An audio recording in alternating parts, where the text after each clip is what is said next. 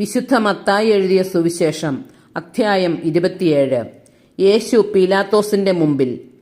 പ്രഭാതമായപ്പോൾ പ്രധാന പുരോഹിതന്മാരും ജനപ്രമാണികളും യേശുവിനെ വധിക്കേണ്ടതിന് അവനെതിരെ ആലോചന നടത്തി. അവർ അവനെ ബന്ധിച്ചു കൊണ്ടുപോയി ദേശാധിപതിയായ പീലാത്തോസിനെ ഏൽപ്പിച്ചു. യൂദാസിന്റെ അന്ത്യം. അവനെ ഒറ്റിക്കൊടുത്ത യൂദാസ് അവൻ ശിക്ഷയ്ക്ക് വിധിക്കപ്പെട്ടു എന്നറിഞ്ഞപ്പോൾ പശ്ചാത്തപിച്ച് ആ 30 വെള്ളി നാണയങ്ങൾ പ്രധാന പുരോഹിതന്മാരെയും പ്രമാണിമാരെയും ഏൽപ്പിച്ചുകൊണ്ട് പറഞ്ഞു, നിഷ്കളങ്ക രക്തത്തെ ഒറ്റിക്കൊടുത്ത് ഞാൻ പാപം ചെയ്തിരിക്കുന്നു. അവർ അവനോട് പറഞ്ഞു, അതിന് ഞങ്ങൾക്കെന്ത്? അത് നിന്റെ കാര്യമാണ്.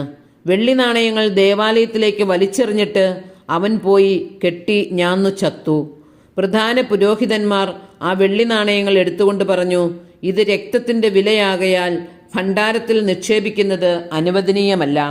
അതുകൊണ്ട് അവർ കൂടിയാലോചിച്ച് ആ പണം കൊടുത്ത് വിദേശീയരെ സംസ്കരിക്കാൻ വേണ്ടി കുശവന്റെ പറമ്പ് വാങ്ങി. അത് ഇന്നും രക്തത്തിന്റെ പറമ്പ് എന്ന് അറിയപ്പെടുന്നു. പ്രവാചകനായ ജെറമ്യാ വഴി അരുളി ചെയ്യപ്പെട്ടത് അപ്പോൾ പൂർത്തിയായി. അവന്റെ വിലയായി ഇസ്രായേൽ മക്കൾ നിശ്ചയിച്ച 30 വെള്ളി നാണയങ്ങളെടുത്ത് കർത്താവ് എന്നോട് കൽപ്പിച്ചതുപോലെ അവർ കുശവന്റെ പറമ്പിനായി കൊടുത്തു. വിചാരണയും വിധിയും. യേശു ദേശാധിപതിയുടെ മുമ്പിൽ നിന്നു. ദേശാധിപതി ചോദിച്ചു, നീ യഹൂദന്മാരുടെ രാജാവാണോ? യേശു പറഞ്ഞു, നീ തന്നെ പറയുന്നുവല്ലോ.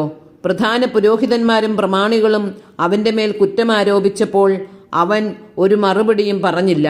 പീലാത്തോസ് വീണ്ടും ചോദിച്ചു, അവർ എന്തെല്ലാം കാര്യങ്ങൾ നിനക്കെതിരെ സാക്ഷ്യപ്പെടുത്തുന്നു എന്ന് നീ കേൾക്കുന്നില്ലേ?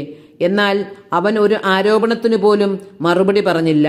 തന്നിമിത്തം ദേശാധിപതി അത്യധികം ആശ്ചര്യപ്പെട്ടു. ജനക്കൂട്ടം ആഗ്രഹിക്കുന്ന ഒരു തടവുകാരനെ ദേശാധിപതി തിരുനാളിൽ അവർക്ക് വിട്ടുകൊടുക്കുക പതിവായിരുന്നു. അന്ന് അവർക്ക് ബറാബാസ് എന്നു പേരുള്ള കുപ്രസിദ്ധനായ ഒരു തടവ് പുള്ളി ഉണ്ടായിരുന്നു. അതുകൊണ്ട് അവർ ഒരുമിച്ച് കൂടിയപ്പോൾ പീലാത്തോസ് ചോദിച്ചു, ഞാൻ ആരെ വിട്ടുതരണമെന്നാണ് നിങ്ങൾ ആഗ്രഹിക്കുന്നത്? ബറാബാസിനെയോ ക്രിസ്തു എന്ന് വിളിക്കപ്പെടുന്ന യേശുവിനെയോ? അസൂയ നിമിത്തമാണ് അവർ അവനെ ഏൽപ്പിച്ചു കൊടുത്തതെന്ന് അവൻ അറിഞ്ഞിരുന്നു. മാത്രമല്ല, അവൻ ന്യായാസനത്തിൽ ഉപവിഷ്ടനായിരിക്കുമ്പോൾ അവന്റെ ഭാര്യ അവന്റെ അടുത്തേക്ക് ആളയച്ച് അറിയിച്ചു, ആ നീതിമാന്റെ കാര്യത്തിൽ ഇടപെടരുത്. അവൻ മൂലം സ്വപ്നത്തിൽ ഞാൻ ഇന്ന് വളരെയേറെ ക്ലേശിച്ചു. പ്രധാന പുരോഹിതന്മാരും പ്രമാണികളും ബറാബാസിനെ വിട്ടുകൊടുക്കാനും യേശുവിനെ നശിപ്പിക്കാനും ആവശ്യപ്പെടാൻ ജനങ്ങളെ പ്രേരിപ്പിച്ചു. ദേശാധിപതി വീണ്ടും അവരോട് ചോദിച്ചു, ഇവരിൽ ആരെ വിട്ടുതരണമെന്നാണ് നിങ്ങൾ ആഗ്രഹിക്കുന്നത്? അവർ പറഞ്ഞു, ബറാബാസിനെ. പീലാത്തോസ് അവരോട് ചോദിച്ചു, അപ്പോൾ ക്രിസ്തു എന്ന് വിളിക്കപ്പെടുന്ന യേശുവിനെ ഞാൻ എന്തു ചെയ്യണം? എല്ലാവരും പറഞ്ഞു, അവനെ ക്രൂശിക്കുക. അവൻ അവരോട് ചോദിച്ചു, അവൻ എന്തു തിന്മയാണ് ചെയ്തത്? അപ്പോൾ അവർ കൂടുതൽ ഉച്ചത്തിൽ വിളിച്ചു പറഞ്ഞു, അവനെ ക്രൂശിക്കുക. ബഹളം വർദ്ധിക്കുന്നതല്ലാതെ പ്രയോജനമൊന്നും ഉണ്ടാവുന്നില്ലെന്ന് മനസ്സിലാക്കിയ പീലാത്തോസ് വെള്ളമെടുത്ത് ജനങ്ങളുടെ മുമ്പിൽ വെച്ച് കൈ കഴുകിക്കൊണ്ട് പറഞ്ഞു, ഈ നീതിമാന്റെ രക്തത്തിൽ എനിക്ക് പങ്കില്ല. അത് നിങ്ങളുടെ കാര്യമാണ്. അപ്പോൾ ജനം മുഴുവൻ മറുപടി പറഞ്ഞു, അവന്റെ രക്തം ഞങ്ങളുടെ മേലും ഞങ്ങളുടെ സന്തതികളുടെ മേലും ആയിക്കൊള്ളട്ടെ. അപ്പോൾ അവൻ ബറാബാസിനെ അവർക്ക് വിട്ടുകൊടുക്കുകയും യേശുവിനെ ചമ്മട്ടി കൊണ്ട് അടുപ്പിച്ച് ക്രൂശിക്കാൻ ഏൽപ്പിച്ചു കൊടുക്കുകയും ചെയ്തു. യേശുവിനെ പരിഹസിക്കുന്നു. അനന്തരം ദേശാധിപതിയുടെ പടയാളികൾ യേശുവിനെ പ്രത്തോറിയത്തിലേക്ക് കൊണ്ടുപോയി. സൈന്യവിഭാഗത്തെ മുഴുവൻ അവനെതിരെ അണിനിരത്തി. അവർ അവന്റെ വസ്ത്രം ഉരിഞ്ഞുമാറ്റി ഒരു ചെമന്ന കുപ്പായം അണിയിച്ചു. ഒരു മുൾക്കിരീടം മെടഞ്ഞ് അവന്റെ ശിരസിൽ വെച്ച് വലത്തു കൈയിൽ ഒരു ഞാങ്ങണയും കൊടുത്തു. അവന്റെ മുമ്പിൽ മുട്ടുകുത്തിക്കൊണ്ട്, യഹൂദരുടെ രാജാവേ സ്വസ്തി എന്ന് പറഞ്ഞ് അവർ അവനെ പരിഹസിച്ചു. അവർ അവന്റെ മേൽ തുപ്പുകയും ഞാങ്ങണയെടുത്ത് അവന്റെ ശിരസിൽ അടിക്കുകയും ചെയ്തു. അവനെ പരിഹസിച്ചതിനു ശേഷം പുറംകുപ്പായം അഴിച്ചുമാറ്റി അവന്റെ വസ്ത്രം വീണ്ടും ധരിപ്പിച്ച് കുരിശിൽ തറയ്ക്കാൻ കൊണ്ടുപോയി.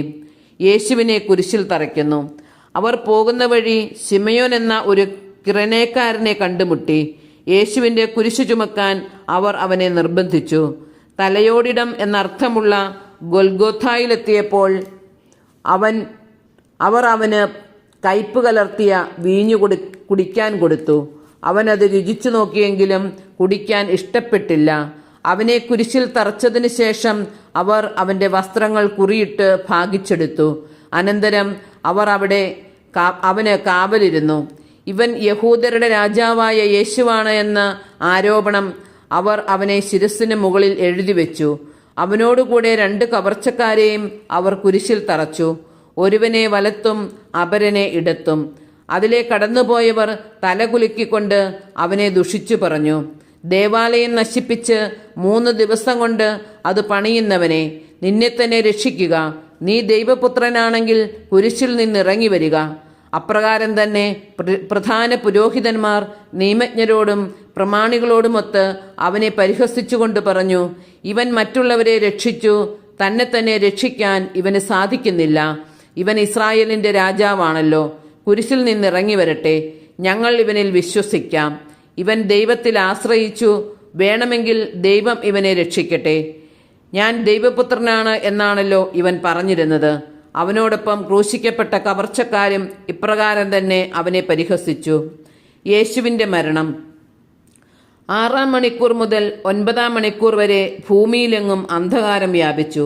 ഏകദേശം 9-ാം മണിക്കൂറായപ്പോൾ യേശു ഉച്ചത്തിൽ നിലവിളിച്ചു, ഏലി ഏലി ലമാ സബക്താനി, അതായത് എൻ്റെ ദൈവമേ എന്തുകൊണ്ട് നീ എന്നെ ഉപേക്ഷിച്ചു.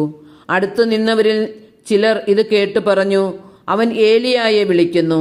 ഉടനെ അവരിൽ ഒരാൾ ഓടിച്ചെന്ന് നീർപ്പഞ്ഞിയെടുത്ത് വിനാഗിരിയിൽ മുക്കി ഒരു ഞാങ്ങണമേൽ ചുറ്റി അവന് കുടിക്കാൻ കൊടുത്തു.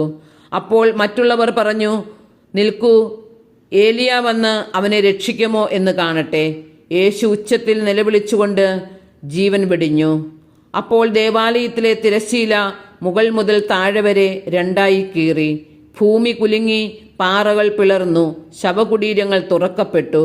നിദ്ര പ്രാപിച്ചിരുന്ന പല വിശുദ്ധന്മാരുടെയും ശരീരങ്ങൾ ഉയർപ്പിക്കപ്പെട്ടു.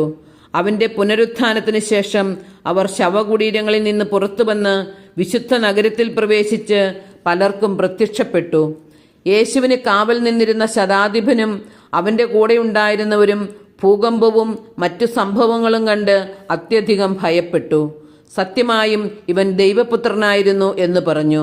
ഗലീലയിൽ നിന്ന് യേശുവിനെ അനുഗമിച്ചവരും അവന് ശുശ്രൂഷ ചെയ്തിരുന്നവരുമായ അനേകം സ്ത്രീകൾ അകലെ ഇക്കാര്യങ്ങൾ നോക്കിക്കൊണ്ട് നിന്നിരുന്നു.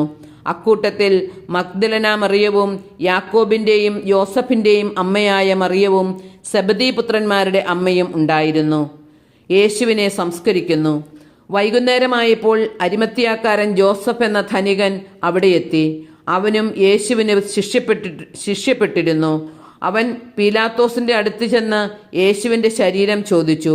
അത് അവന് വിട്ടുകൊടുക്കാൻ പീലാത്തോസ് കൽപ്പിച്ചു. ജോസഫ് ശരീരമെടുത്ത് ശുചിയായ ഒരു തുണിയിൽ പൊതിഞ്ഞ് പാറയിൽ വെട്ടിയുണ്ടാക്കിയ തന്റെ പുതിയ കല്ലറയിൽ സംസ്കരിച്ചു. കല്ലറയുടെ വാതിൽക്കൽ ഒരു വലിയ കല്ലുരുട്ടി വെച്ചിട്ട് അവൻ പോയി. മഗ്ദലന മറിയവും മറ്റേ മറിയവും ശവകുടീരത്തിന് അഭിമുഖമായി അവിടെ നിന്നിരുന്നു. കല്ലറയ്ക്കു കാവൽ.